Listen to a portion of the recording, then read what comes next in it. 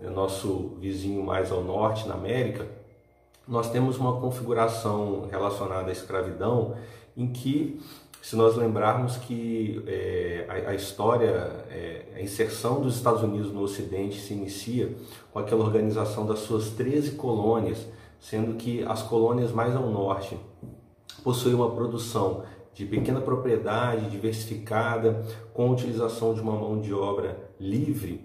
As colônias do sul tinham uma produção em larga escala, em grandes propriedades, e a utilização de mão de obra escravizada, ou seja, indivíduos retirados da África subsaariana e conduzidos para aquela região ali ao norte da América para trabalhar em plantações nas colônias do sul dos Estados Unidos. Então essa é a configuração, ou seja, a escravidão nos Estados Unidos ela foi concentrada espacialmente, enquanto no Brasil nós temos a escravidão de maneira intensa de norte a sul, do Pará ao Rio Grande do Sul. No caso dos Estados Unidos, nós temos uma concentração da escravidão nas colônias do sul, onde hoje fica Geórgia, Virgínia, Carolina do Norte. Essas regiões eram regiões que, ou são regiões que se originaram das colônias do sul, que utilizavam a mão de obra escravizada dos indivíduos saídos do continente africano. Então essa é a diferenciação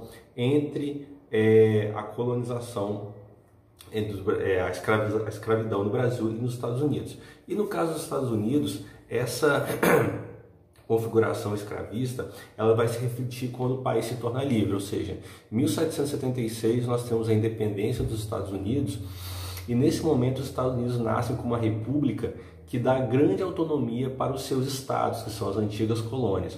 Então esses estados têm uma autonomia legal muito grande, inclusive graças a essa autonomia legal de fazer leis, alguns estados permitem a continuação da existência da escravidão. A escravidão continua existindo em alguns estados localizados mais ao sul por conta dessa herança escravista.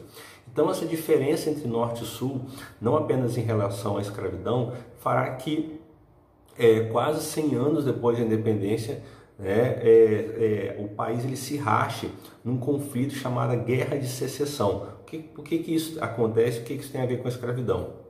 No ano de 1860 é eleito um presidente contra a escravidão, o Abraham Lincoln, e a eleição desse presidente contra a escravidão digamos que foi a gota d'água nessas diferenças entre norte e sul. Tanto que, um ano depois, as 7 colônias do sul se separam da União, se separam dos Estados Unidos para criar um novo país. Então, o norte, o resto do país, iniciará um conflito para resgatar essas colônias sulistas. É a Guerra de Secessão, que vai de 1861 até 1865.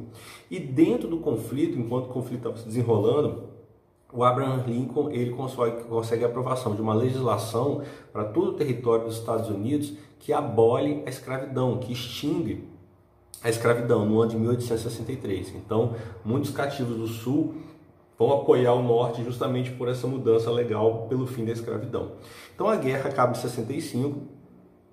O Sul sai derrotado, os Estados Unidos é reunificado, o país não tem mais escravidão, ele sai da guerra sem escravidão.